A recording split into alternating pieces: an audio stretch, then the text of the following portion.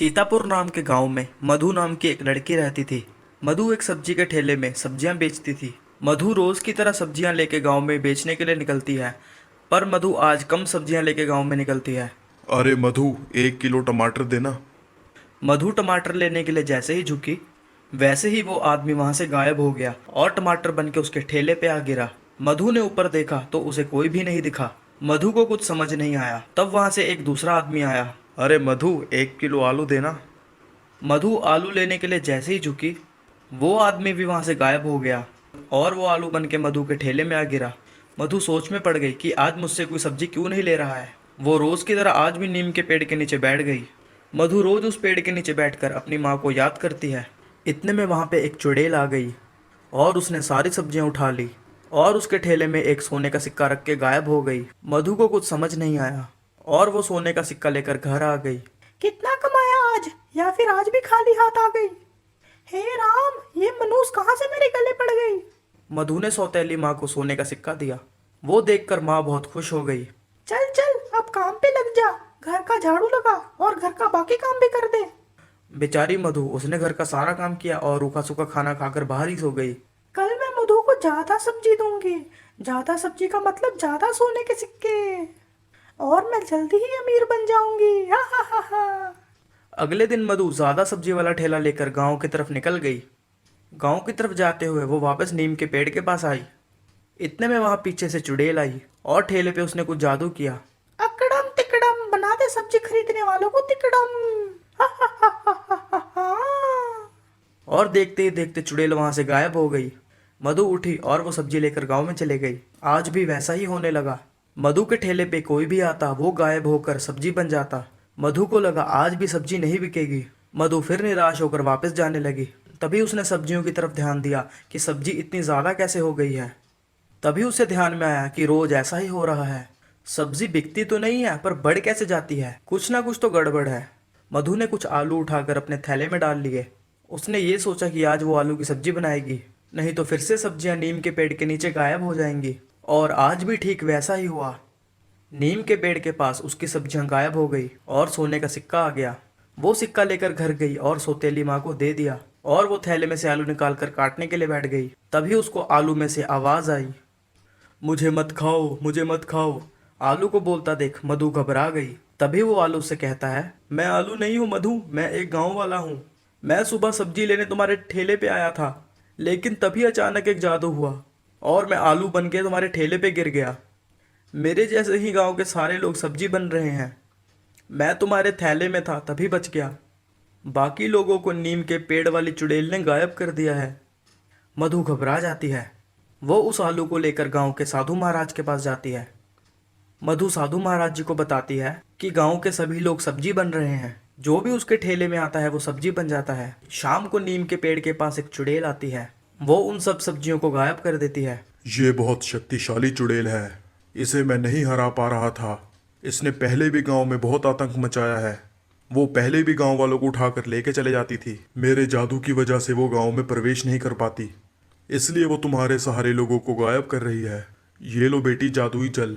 इसको उस चुड़ैल को पिलाना होगा। पूरा जल पीने के बाद ही चुड़ैल की मृत्यु हो जाएगी। मधु साधु महाराज के पास से वो जल लेकर चले जाती है। तभी उसे एक आइडिया आता है कि वो चुड़ैल को ये जल कैसे पिला सकती है।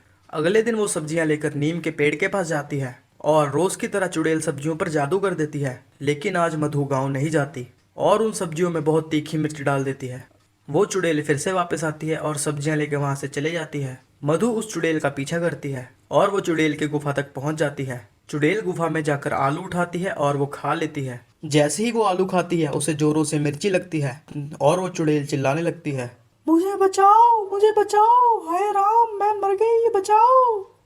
मधु गुफा के अंदर जाके उसे कहती है, तुम्हें सिर्फ ये जादुई जल ही बचा सकता है, लेकिन मैं ये जल सिर्फ तुम्हें तभी दूंगी जब तुम सारे गांव वालों को आजाद कर दोगी। चुड़ैल मिर्ची से बचने के लिए जादू करती है और वो सारे गांव वालों को आजाद कर देती है।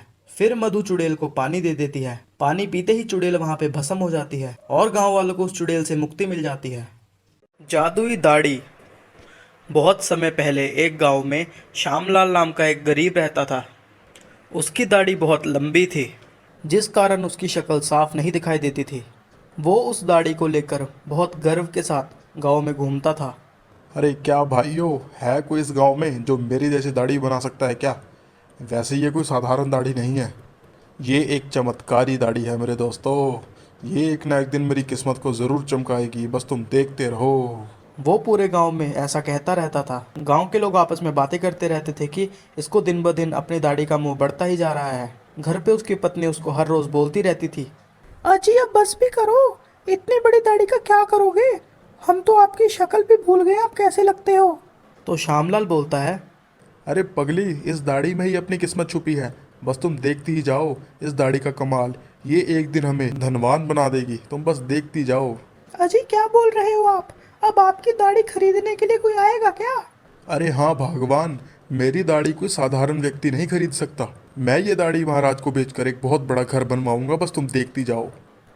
पूरे गांव में ये बात फैल गई कि श्यामलाल अपनी दाढ़ी महाराज को बेचने वाला है। और ये बात सुनकर सब श्यामलाल का मजाक उड़ाते थे। अगले दिन महाराज ने एक सिपाही को श्यामलाल के घर भेजा। श्यामलाल तुम ही हो क्या? चलो चलो, महाराज ने तुम्हें बुलाया है, अभी के अभी जाना पड़ेगा, चलो। तो श्यामलाल सोचने लगा कि दाढ़ी बेचने वाली बात लगता है महाराज को पता लग गई है। तो श्यामलाल ने सोचा अब उसको दंड मिलेगा। दरबार में राजा और मंत्री थे। तुम्हारी दाढ़ी बहुत बढ़िया है, तुम कितने में बेचोगे अपनी ये दाढ़ी? श्यामलाल डरते हुए बोला, क्षमा करें महाराज, मैं बहुत गरीब आदमी हूँ। मैं साल भर से अपनी दाढ़ी ना बनाकर पैसे जमा कर रहा हूँ और त्योहार आने पे अपनी बीवी और बच्चों को नए कपड़े दिला सकूँ, इसलिए मैंने ऐसा झूठ बोला। मैं अपनी पत्नी और गांव वालों को टरकाने के लिए ये सब बातें कर रहा था महाराज, इसमें मेरा कोई कसूर नहीं है। आपका अपमान करने का मेरा कोई भी इरादा नहीं था महाराज, कृपया करके मुझे आप छोड़ दे, मुझे क्षमा कर दे महाराज। महाराज हंसते हंसते बोले, मैं जानता हूँ, मैंने तुम्हारे बारे में सब कुछ पता कर लिया है। मैं तो वाकई में ही तुम्हारी दाढ़ी खरीदना चाहता हूँ। तुम बताओ अपनी दाढ़ी का क्या मोल लोगे? श्यामलाल खुश होकर बोला, महाराज 100 रुपये दिला दे बस। महाराज हैरान होकर बोले, महाराज पूछे तो कितना चाहिए, केवल 100 रुपये ही मांगते हो? महाराज, मैंने अपनी पत्नी और बच्चों के लिए नए कपड़े खरीदने के लिए केवल 100 रुपये ही काफ़ी है, इसलिए तो मैंने ये दाढ़ी बढ़ाई थी। महाराज श्यामलाल की ईमानदारी देखकर बहुत खुश हुए। महाराज तुरंत महामंत्री से बोले, मंत्री जी, इन्हें गांव में एक अच्छा घर बना कर दे और अच्छा कारोबार चलाने के लिए भी पैसा दे, और साथ ही साथ इनके और इनके परिवार के लिए नए वस्त्र का आयोजन किया जाए। श्यामलाल बहुत खुश हुआ। उसने खुशी खुशी महाराज को प्रणाम किया और वहां से चला गया। इस तरह महाराज ने श्यामलाल के लिए एक अच्छा सा घर बनवा दिया। तभी श्यामलाल की पत्नी बोली, अजी वाकई आपकी दाढ़ी ने तो कमाल कर दिया।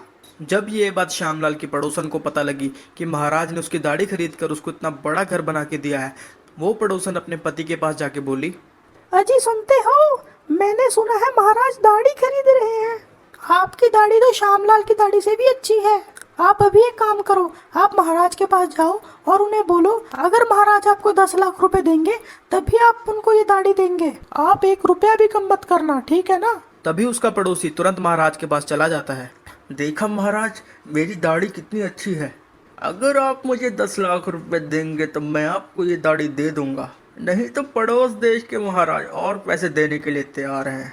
आगे आपकी मर्जी, आप क्या करना चाहते हो। महाराज हैरान हो जाता है और उसको कोई जवाब नहीं सूझता। तभी वो अपने मंत्री के पास देखता है। तभी मंत्री बोलता है, तुम दाढ़ी का धंधा अच्छा कर रहे हो, पर तुम राज्य को कर ना देकर ये व्यवसाय कर रहे हो। तुम्हारी इतनी हिम्मत, तुरंत 10 लाख रुपए का जुर्माना भरो, नहीं तो 7 साल की सजा होगी। पड़ोसी ये बात सुन के हिल जाता है। जुर्माना ना भर पाने के कारण उसे जेल में डाल दिया जाता है।